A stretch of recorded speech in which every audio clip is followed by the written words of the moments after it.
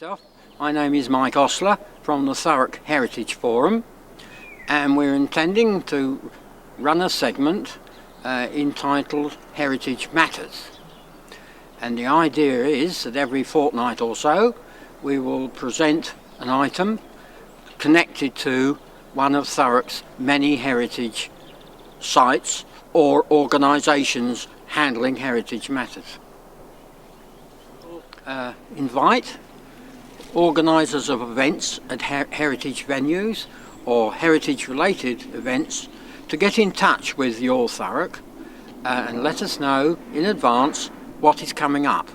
Then we will endeavour to get to interview you and visit your location so that we can put out a suitable programme in advance. Mike, the term Coalhouse Fort, is it as literal as I take it to be? Yes, well, it's named after Coalhouse Point, which is on the river and is the space that the coal barges used to bring coal down from the east coast to serve all the villages and this area of the country, and they would land the coal on the river at Coalhouse Point, which is half a mile away from here, and the name stuck, and that's hundreds of years ago. And this was Coalhouse Point, hence the fort built here was called Coalhouse Fort. And here we are. Now this is the first item in a new series that we hope to run entitled Heritage Matters. And here we are at Coalhouse Fort at East Tilbury. Many people will remember Coalhouse Fort as being a semi-derelict ruin, so much so that it is in fact on the National Buildings at Risk register.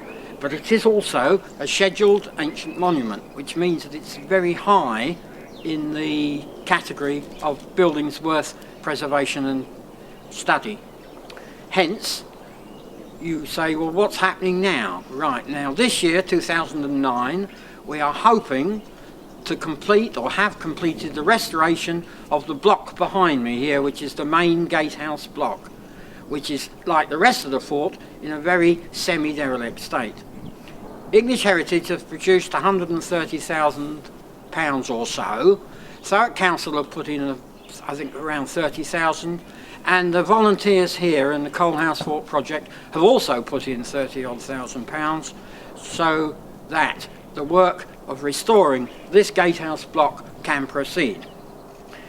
Inside the block there will be 7 rooms. Now the rooms themselves will not be fitted out, but with a new roof above and hopefully windows arranged in a better condition, that part of the building will be weatherproof. The problem with the roof is why it's so expensive is that when General Gordon was supervising the building works here in the 1860s, 1870s, one of the building things they had to contend with was the possibility of shells hitting this range, or the whole fort for that matter. So a very strong roof has been constructed.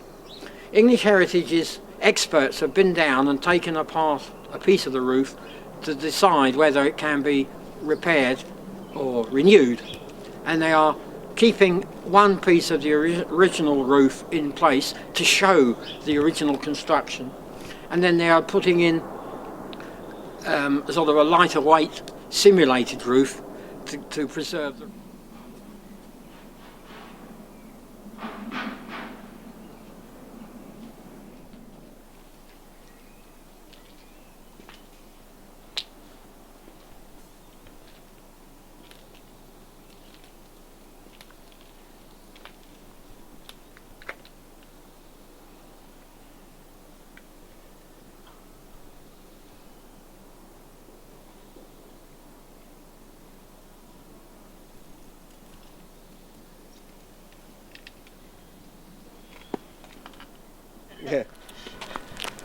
Yeah, well, that's when they used to bring in all the supplies, the stores, the ammunition particularly, I imagine, came in that way, and possibly bits of guns and stuff like that. Anything that could come in would be brought in on trucks from the. They'd have a jetty down at the old Coalhouse Point.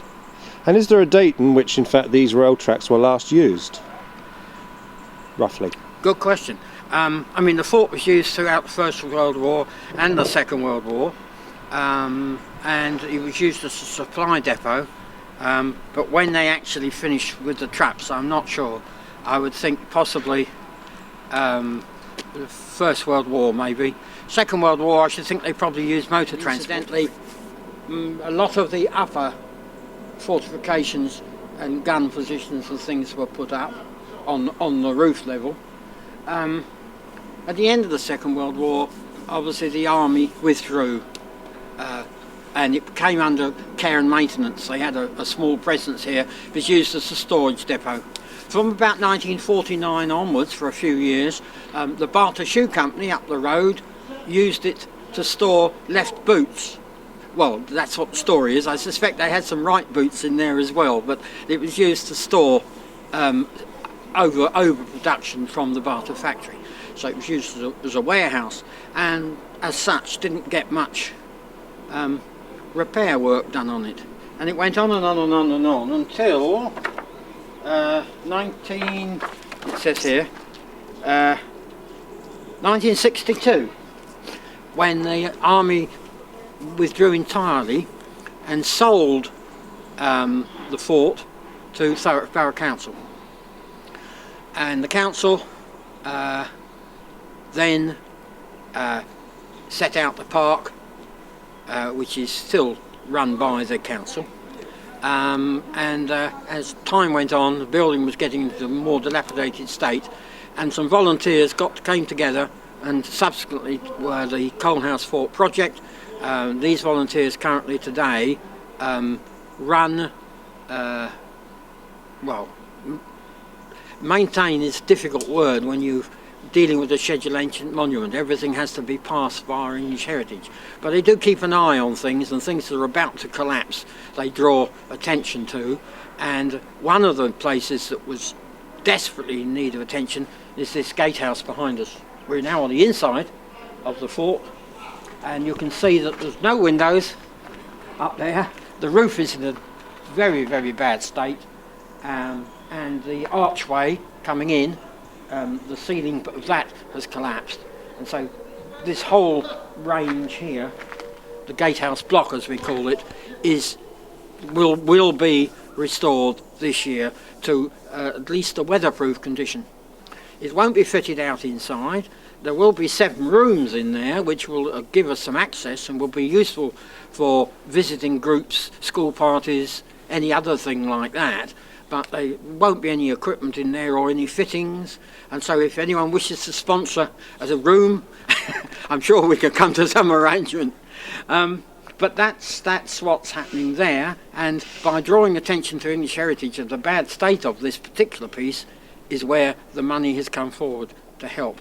Now, if we can get this up and running well, hopefully this program then can be rolled out and we can get the attention of the Heritage Lottery funding with a few £1 million to take the work right round the parade grounds so that everything is brought up to the standard that we hope this gatehouse will be. Now, when can people come and see it? Right, the volunteers man the fort on the last Sunday of every month from March through to November. Also, some bank holiday Mondays are also manned, and other occasional days. So one can check in the Thurrock Gazette. Also, one